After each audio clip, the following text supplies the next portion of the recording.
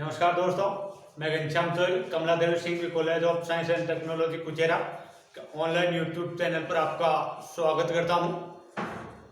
और बात करते हैं हम आज आगे के क्लासों के बारे में। तो हमने पिछले क्लासों के अंदर आमेर रियासत के बारे में पढ़ा था, सर्वाधिक प्रारंभिक जानकारी के बारे में लिया था कि यहाँ पर किसने वंश की स्थापना की, कैसे नहीं की, प्रारंभिक राजधानी क्या थी, उसके पश्चात उन्होंने क्या किया।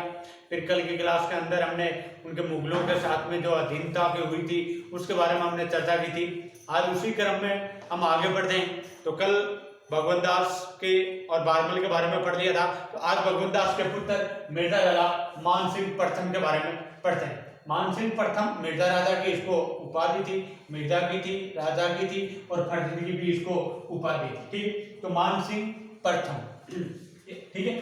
शुरुआत करते हैं। तो सबसे पहले देखो, आमेर रियासत के अंदर पहला महान शासक, प्रथम प्रतापी शासक था मान सिंह। ठीक है, तो इसके बारे में एक एक चीज को आपको ध्यान रखना पड़ेगा। तो सबसे पहले ध्यान रखना कि इसका जो जन्म है वो जन्म कब हुआ। तो ध्यान रखना इसका जन्म हुआ है 6 दिसंबर 1550 ईस्वी। जन्म कब हुआ है? 6 दिसंबर 1550 ईस्वी को इसका जन्म हुआ था। ठीक है, अगली बात ध्यान रखना कि ये व्यक्ति 1562 ईस्वी के अंदर अकबर के दरबार के अंदर चला गया था। कब चला गया? 1562 के अंदर। बोले तो 12 वर्ष की उम्र के अंदर ये अकबर के दरबार के अंदर चला गया था। बहुत जल्द ही ये अकबर का दरबार में उच्च पद प्राप्त कर लेता है। क्या हुआ था? तो 1562 ईस्वी के अंदर जब अकबर का विवाह हुआ था तो उस समय ये भी वहां पर उपस्थित था भगवंत दास के साथ में। तो ये थोड़ा तो शारीरिक रूप से बेडौल था। तब अकबर ने मजाक में इससे बातचीत की थी कि भाई मान सिंह, जब खुदा के दरबार में जब नूर बन रहा था तब तू कहाँ था? तब बताता है कि मान सिंह ने हाजिर जवाब पेश किया कि बादशाह, जब खुदा के दरबार के अंदर नूर बन रहा था उस समय खुदा की इबादत में लगा हुआ था, और जब वीरता का नंबर आया था तब मैं वहां पर खुदा के समक्ष से प्रस्तुत हुआ था, जिसके कारण आज मैं युद्ध क्षेत्र के अंदर कभी भी पीड़ नहीं दिखाता हूं और कभी भी हार करके नहीं आता हूं। वीरता ही मेरे सबसे बड़ी नूर है। इस प्रकार की हाजिर जवाबी से अकबर बड़ा प्रभावित हुआ और प्रभावित होकर के इस मान सिंह को अपने दरबार के अंदर नियुक्त कर दिया। तो ध्यान रखना, 12 वर्ष की उम्र में ही ये अकबर के दरबार के अंदर नियुक्त हो गया था। क्लियर है यहाँ तक? अब बात करें कि मान सिंह के, इस मान सिंह को अकबर के कौन से जो मिशन था, अभियान था, जिसके अंदर पहली बार इसको मतलब नेतृत्व करने का मौका मिला। तो ध्यान रखना, मान सिंह को पहला नेतृत्व मिला था 1572 ईस्वी के अंदर रणथंबोर अभियान के दौरान मान सिंह को पहली बार अपनी वीरता दिखाने का मौका मिला था। ये ध्यान रखना, 1572 में रणथंबोर अभियान के दौरान। अब देखो, ये जो अभियान था ना, इस अभियान का जो नेतृत्व है तो वो नेतृत्व करने वाला तो मान सिंह था नहीं। नेतृत्व तो मान सिंह के पिता ने किया था, भगवंत दास ने, लेकिन भगवंत दास के सहयोगी के तौर पर ये साथ में गया था। क्लियर है यहाँ तक? पहली बात। अब उसके पश्चात 1572 है रणथंबोर अभियान।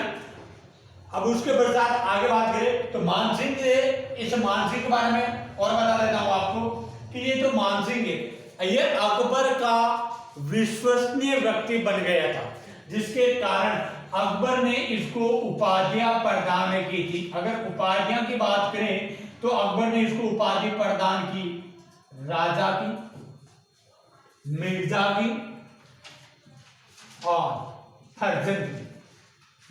फर्जंद का जो शाब्दिक अर्थ है वो शाब्दिक अर्थ होता है पीरिय पुत्र। देखो, कुछ इतिहासकार बताते हैं कि ये जो मान सिंह था ये अकबर का दत्तक पुत्र था, गोद लिया हुआ पुत्र था। लेकिन वैसा नहीं है, इसको उपाधि जरूर थी फर्जंद, जिसका शाब्दिक अर्थ होता है प्रिय पुत्र। बोले तो अकबर इस मान सिंह को अपने पुत्र के समान प्रेम करता था, मान सिंह। क्लियर है यहाँ तक प्रारंभिक बात।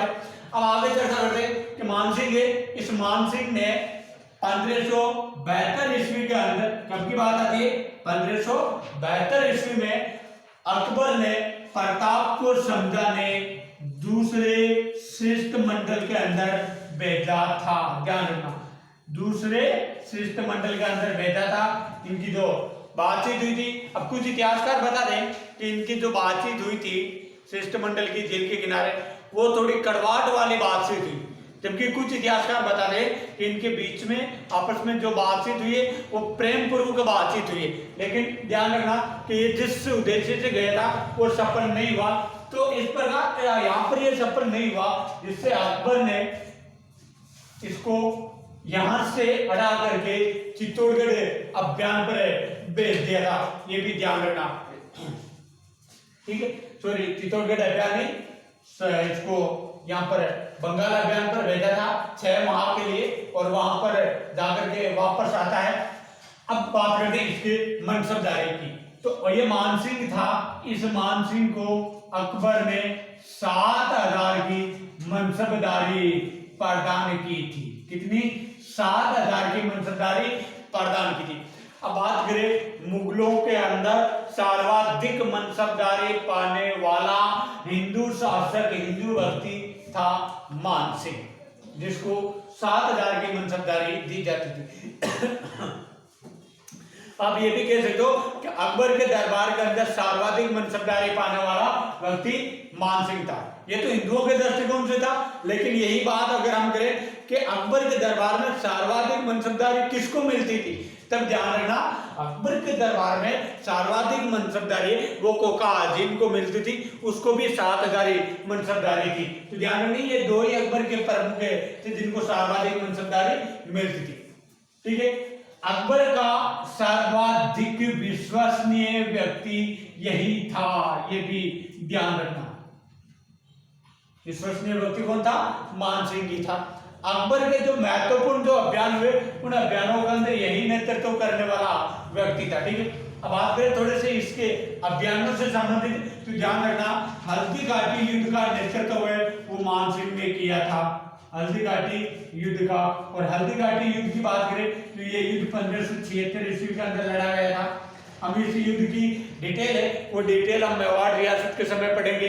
ये युद्ध कैसे लड़ा गया, क्या हुआ, क्या परिणाम निकला था, उसके बारे में। तो हल्दी घाटी युद्ध 1576 का नेतृत्व मान सिंह ने किया। हालांकि इसमें सफल नहीं हुआ, जिसके कारण अकबर इससे नाराज हो जाता है, 7000 की मनसबदारी छीन लेता और 7000 की छीन करके इसकी मनसबदारी 5000 कर देता। लेकिन कुछ समय पश्चात वापस इसकी मनसबदारी वो 7000 कर देता है, ठीक है। इस मान सिंह को अकबर ने काबुल अभियान पर भी भेजा था, ये भी ध्यान रखना। मान सिंह को दक्षिण भारत के अंदर भी इस मान सिंह को भेजा गया था। बिहार अभियान पर भी इसको भेजा गया था, बोले तो बिहार का सूबेदार भी इसको बनाया था। गुजरात अभियान पर भी मान सिंह को भेजा गया था, और इसके साथ में बंगाल अभियान पर भी इसको भेजा गया था, ठीक। ये तो है इसके संबंधित प्रमुख अभियानों की बातें। अब बात करते हैं राजस्थान विषय से मान सिंह के योगदान की, तो उसके बारे में चर्चा करते हैं। तो ये जो मान सिंह था ना, ये जितना वीर योद्धा था उतना ही ये कलाप्रिय व्यक्ति था। जितना वीर योद्धा था उतना ही ये कलाप्रिय व्यक्ति था।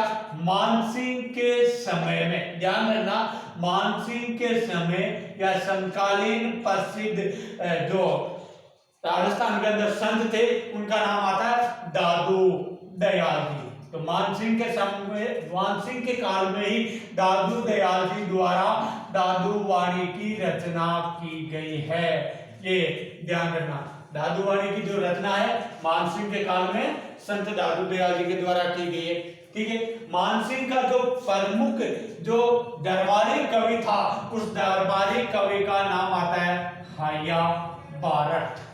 दरबारी जो प्रमुख था उसका नाम आता है हया बारठ। बोले तो ये था प्रमुख दरबारी कवि था हया बारठ, ठीक है, यहाँ तक। फिर बाद में बात करते हैं कि इसका ही एक दरबारी कविता जिसका नाम आता है मुरारी दान। ठीक है, मुरारी दान की बात करें तो मुरारी दान ने जो ग्रंथ लिखा उसका नाम आता है मान प्रकाश। ठीक है, मुरारी दान के द्वारा मान प्रकाश ग्रंथ लिखा गया। एक और दरबारी कविता जिसका नाम आता है पुंडरीक रत्नाकर। ठीक है, पुंडरीक रत्नाकर। तो पुंडरीक रत्नाकर की बात करें तो इसने जो ग्रंथ लिखा उसका नाम आता है राग चंद्रोदय। ग्रंथ का नाम है राग चंद्रोदय और राग मंजरी। अब इस प्रकार से ये भी आपको पता लग गया कि भाई ये जो मानसिंह था ये कला संस्कृति के प्रति भी इसकी विशेष रुचि थी। ठीक है, अब इसके पश्चात और अगर बात करें स्थापत्य के दृष्टिकोण से तो ध्यान रखना, इस मानसिंह ने आमेर के अंदर पंचमहलों का निर्माण करवाया था। पंचमहलों का निर्माण कहां पर करवाया? आमेर के अंदर करवाया था। ठीक है, और साथ में मान महल का निर्माण करवाया है आपके पुष्कर के अंदर। मान महल का निर्माण पुष्कर के अंदर और पंच महलों का निर्माण अजमेर यहाँ पर आमेर के अंदर करवाया। अब क्यों करवाया इसका देखो कारण बता देता हूं कि जो अकबर था वो अकबर जब जियारत करने के लिए अजमेर जाता था तो उस समय रास्ते में वो आमेर और पुष्कर में विश्राम करे, इसके लिए इन महलों का इसने निर्माण करवाया था। क्लियर है यहाँ तक? फिर आगे चलते मानसिंह था, इस मानसिंह ने मानपुर शहर बसाया। कहां पर बसाया तो ध्यान रखना, बंगाल के अंदर शहर बसाया। ठीक है, मानपुर नामक ये शहर बसा दिया। ठीक है, इसी मानपुर शहर का आगे चल करके नाम पड़ा था अकबर नगर। क्या नाम पड़ा था? अकबर नगर। क्लियर है यहाँ तक? मानपुर शहर बसाया बंगाल के अंदर किसने? इस मानसिंह ने। और यही मानपुर शहर है आगे चलकर के कालांतर में किस नाम से प्रसिद्ध हुआ था? अकबर नगर के नाम से प्रसिद्ध हुआ था। क्लियर है यहाँ तक? अब देखो इसके अलावा ये जब मानसिंह जब अभियान पर गया हुआ था, बंगाल अभियान पर, ठीक है, और बंगाल अभियान की बात करें तो ये जो बंगाल अभियान था ये बंगाल अभियान था इसका 1604 ईस्वी के अंदर। ठीक है, बंगाल या बिहार अभियान 1604 ईस्वी के अंदर। और ये जो अभियान था ना, इस अभियान में मानसिंह ने बंगाल के शासक राजा केदार को हराया। किसको हराया? राजा केदार को हराया था। और यहाँ पर राजा केदार को हरा करके राजा केदार से मानसिंह ने, यहां से बंगाल से मानसिंह ने शिला देवी की प्रतिमा आमेर लेकर के आया था। ये राजा केदार की कुल देवी थी, इसकी प्रतिमा है वो लेकर के आ गए थे। कहां पर? आमेर के अंदर। और इस शिला देवी की बात करें तो ये जो शिला देवी है आमेर के कछावा शासकों की ये आराध्य देवी है। ठीक है, और इसका मंदिर है वो आमेर के अंदर मिर्जा राजा मानसिंह ने बनवाया था। क्लियर है यहाँ तक? यहाँ जो शिला देवी है इस मंदिर के अंदर प्राचीन काल की अगर बात करें तो प्राचीन काल में इस मंदिर में यहाँ पर दी जाती थी पशु बलि। प्राचीन काल में यहाँ इस मंदिर के अंदर पशु बलि भी दी जाती थी, साथ में यहाँ पर शराब भी चढ़ाई जाती थी। ठीक है, ये भी ध्यान रखना, पशु बलि दी जाती थी, शराब चढ़ाई जाती थी, लेकिन पशु बलि और शराब है इन चीजों पर वर्तमान के अंदर प्रतिबंध है। ध्यान रखना, वर्तमान में यहाँ पर इस मंदिर के अंदर इन दोनों पर क्या लगा हुआ है? प्रतिबंध लगा हुआ है, ये ध्यान रखना। राजस्थान के संपूर्ण मंदिरों के अंदर, जिन मंदिरों के अंदर पहले बलि दी जाती थी वहां पर ये जीव पशु हत्या अधिनियम पारित हो गया, जीव हिंसा अधिनियम पारित हो गया, उसके पश्चात पशु बलि पर रोक लगा दी गई है, ये ध्यान रखना। तो ये जो शिला देवी है इसकी मूर्ति है वो मानसिंह बंगाल के राजा केदार को हरा करके 1604 ईस्वी में यहाँ आमेर के अंदर ला करके स्थापित करवाई थी। क्लियर है यहाँ तक? अब देखो ये जो मानसिंह था ना, इस मानसिंह का प्रिय पुत्र था जगत सिंह। देखो बहुत महत्वपूर्ण बात है, विशेष बात है, ध्यान रखना। मानसिंह का प्रिय पुत्र था जगत सिंह, और जगत सिंह की जल्दी मृत्यु हो जाती। मानसिंह का ज्येष्ठ पुत्र या प्रिय पुत्र था जगत सिंह। ये जगत सिंह प्रथम है, लेकिन इसकी हो जाती है मृत्यु। किसकी? जगत सिंह की। तो जगत सिंह की मृत्यु की स्मृति के अंदर, ध्यान रखना, जगत सिंह की मृत्यु की स्मृति के अंदर मान सिंह की पत्नी, जिसका नाम आता है कनकावती बाई, कनकावती बाई, इस कनकावती बाई ने अपने पुत्र, ये जो जगत सिंह था ये इसका पुत्र था, अपने पुत्र की स्मृति के अंदर जयपुर के अंदर जगत शिरोमणि मंदिर का निर्माण करवाया। जगत शिरोमणि के मंदिर का निर्माण करवाया था। ठीक है, इस जगत शिरोमणि मंदिर का निर्माण कनकावती बाई ने करवाया अपने पुत्र की स्मृति में, या मानसिंह की पत्नी कनकावती बाई ने जगत सिंह की स्मृति में जगत शिरोमणि मंदिर का निर्माण करवाया था। इस जगत शिरोमणि मंदिर को ही कहा जाता है मीरा मंदिर। ये भी ध्यान रखना, जगत शिरोमणि मंदिर को ही कहा जाता है मीरा मंदिर। क्लियर है यहां तक? इस मंदिर के अंदर काले रंग की कृष्ण की प्रतिमा है, काले रंग की कृष्ण प्रतिमा है, ये भी ध्यान रखना, काले रंग की कृष्ण प्रतिमा है। अब ये कृष्ण प्रतिमा कौन सी है? तो ध्यान रखना, ये वही प्रतिमा है जिस प्रतिमा की मीराबाई बाल्यकाल में, बोले तो बचपन में पूजा करती थी, वही प्रतिमा इस मंदिर के अंदर लगी हुई है। तो ध्यान रखना, मीराबाई जिस प्रतिमा की बचपन में पूजा करती थी, कृष्ण की जिस प्रतिमा की, वही प्रतिमा किसमें लगी हुई है? इस जगत शिरोमणि मंदिर के अंदर, जिसके कारण इसे क्या कहा जाता है? मीरा मंदिर कहा जाता है। क्लियर है यहां तक? अब फिर बाद में बात करते हैं, ये जो मानसिंह था ना, ये मानसिंह लाहौर अभियान गया हुआ था, तो लाहौर अभियान से आमेर में लेकर के आया था एक कला। क्या लेकर के आया? एक कला लाहौर से। लेकिन उस कला की बात करें उससे पहले थोड़ी सी चर्चा करते हैं कि वो कला लाहौर में कहां से आई। तो ध्यान रखना, वो कला मूल रूप से मूलतः कला है पर्शिया ईरान की। कहां की है? पर्शिया ईरान की मूलतः वो कला है। ठीक है, क्लियर है यहां तक? अब पर्शिया ईरान की वो कला है, लेकिन पर्शिया ईरान से लाहौर कौन लेकर के आया? तो ध्यान रखना, पर्शिया ईरान से इस कला को लाहौर लेकर के आने वाला जो शासक था वो था अकबर। कौन था? अकबर था। और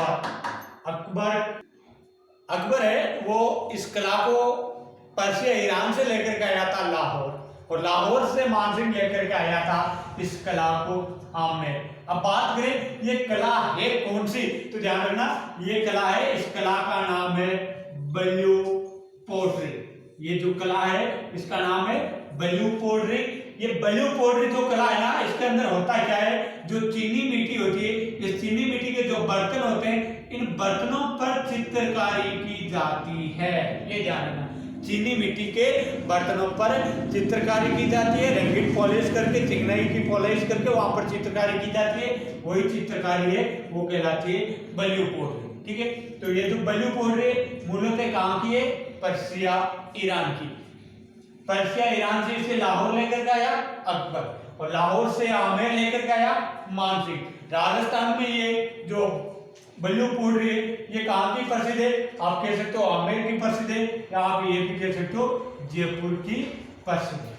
क्लियर है यहां तक? अब बात करें कि जयपुर राजस्थान के अंदर इस बल्लू पोट्री कला का प्रसिद्ध कलाकार कौन था? तो ध्यान रखना, इस बल्लू पोट्री कला का राज्य के अंदर प्रसिद्ध कलाकार, तो ध्यान रखना, प्रसिद्ध कलाकार था सिक्कर का कृपाल सिंह शेखावत। कृपाल सिंह शेखावत ये इस कला का प्रसिद्ध कलाकार था। ये ध्यान रखना। कृपाल सिंह शेखावत कहां से संबंध है इसका? सीकर से। या किस कला से संबंधित है? तो ध्यान रखना इस व्यक्ति का संबंध है बलियो पोर्ट्री से। क्लियर है यहाँ तक? इसके पश्चात इसकी बात करें तो ये मानसिंह है। ये मानसिंह अंतिम समय के अंदर जहांगीर के द्वारा इस मानसिंह को भेजा गया था दक्षिण भारत अभियान पर। कहां पर भेजा गया था? दक्षिण भारत अभियान पर। और ये जब दक्षिण भारत अभियान पर गया था तब तक इसके जो 3 बड़े पुत्र थे, जो बड़े पुत्र थे उनमें से 3 पुत्रों की मृत्यु हो जाती, जिसके कारण पुत्र मोह के कारण इस व्यक्ति की यहाँ पर दक्षिण भारत के अंदर मृत्यु हो जाती है। कब मृत्यु होती है? तो ध्यान रखना 6 जुलाई 1614 ईस्वी। कब मृत्यु होती है? 6 जुलाई 1614 ईस्वी को। कहां पर मृत्यु होती है? तो ध्यान रखना इस व्यक्ति की मृत्यु होती है इलिचपुर महाराष्ट्र के अंदर। कहां पर मृत्यु होती है? इलिचपुर महाराष्ट्र के अंदर इसकी मृत्यु होती है। तो ध्यान रखना 69 से लेकर 1569 से लेकर 1614 ईस्वी तक तो ये शासक रहा था, लेकिन 1562 से लेकर के 1614 ईस्वी तक ये मुगल दरबार के अंदर रहा था। ये था आपके मानसिंह प्रथम। ठीक है भाई लोगों, अब बाकी का जो मानसिंह के पश्चात जो मिर्जा राजा जयसिंह है उसके बारे में हम अगली क्लास के अंदर पढ़ेंगे। और एक विशेष ध्यान रख देना आप लोग, इस चैनल को आप अधिक से अधिक शेयर करना और साथ ही साथ लाइक करना। और कुछ इस चैनल को देख तो रहे हैं लेकिन इसको सब्सक्राइब नहीं कर रहे, ताकि आप सब्सक्राइब करो, जिससे जो नए नए जो अपडेट है उसके बारे में जल्द ही आपको सबसे पहले आपको सूचना मिले। धन्यवाद।